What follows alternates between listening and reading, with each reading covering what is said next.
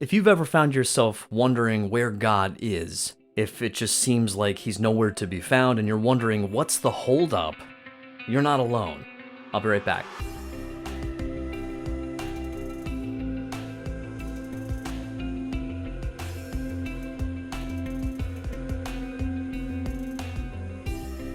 Hey everybody, it's Mike from thegraciousguest.org, where we're totally focused on living with wonder and awe.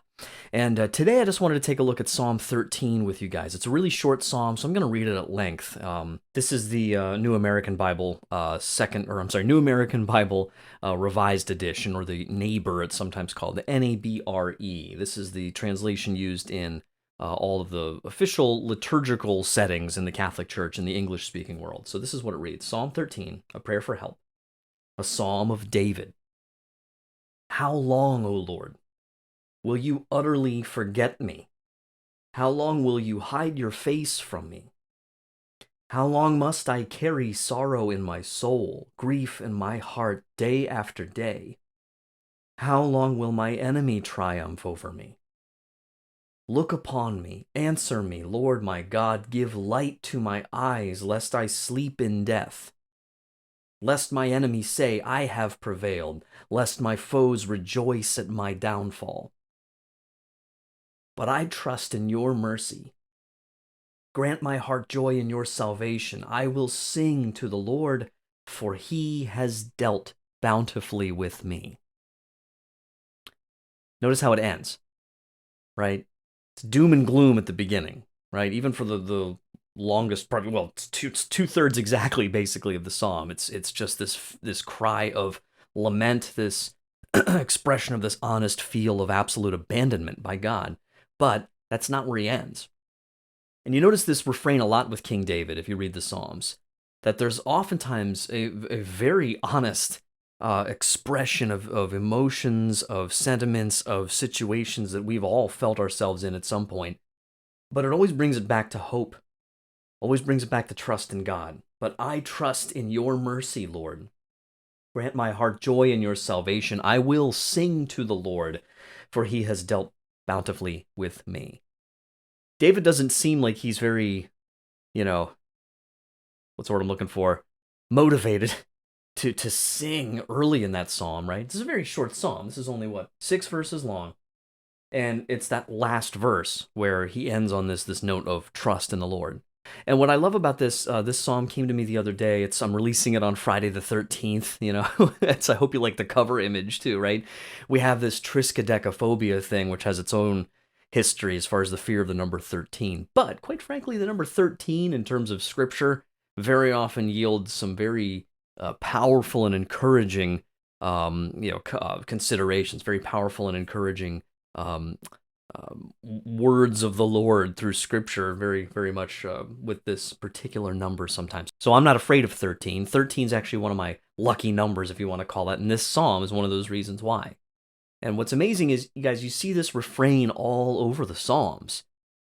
It shows up a lot of places, this sense, how long, Lord? Where are you, Lord? Let me give you a few examples. Psalm 6, my soul is in deep anguish. How long, O Lord? Turn, O Lord, and deliver me. Psalm 10, why, Lord, do you stand far off? Why do you hide your face from me? Why do you hide yourself in time of trouble? Psalm 35, how long, Lord, will you look on? Rescue me from their ravages, my precious life from these lions. Psalm 89, how long, O Lord, will you hide yourself forever? How long will your wrath burn like fire? So this, in that case, it's a situation where he's facing some sort of divine punishment for some sin he's committed, right? Psalm 74, how long will the enemy mock you, O Lord? And that's really a sense that really resonates with me, where there's this frustration. I am as far from perfect as imaginable. However, it's very difficult for me when I see, seemingly people just getting away with horrific stuff that they're not repentant of, or at least it seems that way. Sometimes it is for sure, that this is not a case of someone who's struggling to live the moral life and maybe falling on their face and really awful at it. Like flat out hypocrisy, like mockery of God. I mean, completely unrepentant evil. And it exists. And we see it in our day-to-day lives. We see it in our nation. We see it all over the place. So what do we do with that? Well, I think what we need to do with it is focus not so much on the first 5 verses of this psalm, but number 6. Let's look at it one more time here. But I trust in your mercy. Grant my heart joy in your salvation. And I will sing to the Lord, for he has dealt bountifully with me. It's this cry to the Lord, this recognition of my trust in him that, look, I have no idea what's going on, why these things are permitted, why some of the evil, why any evil is permitted by God. Why does he let it happen? Well, he doesn't let anything happen that doesn't somehow factor into a much, much bigger, unimaginably glorious plan of salvation. Does that take faith and trust? Yeah. Is it blind, evidence-free trust? No, there's all kinds of evidence of little hints and ways that he gives us hope throughout the whole story of the Old Testament, New Testament, all the way down to my own life, to be able to look at ways in which God has delivered me in moments that I was feeling like this before. Why do I think it's going to be different this time? Even if the circumstances you're facing right now really mirror what David's saying there at the beginning of that, right? How long, O Lord, will my enemies gloat over me? How long will I be in this terrible situation? Where are you? Pray that. Pray Psalm 13. Take it to him. Ask him.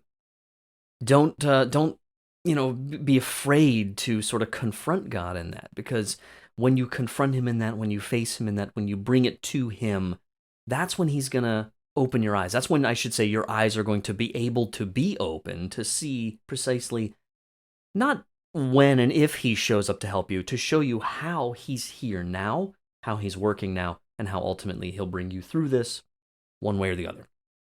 So God bless you guys. Hope this helped a little bit. Just a short little video on Psalm 13 for you.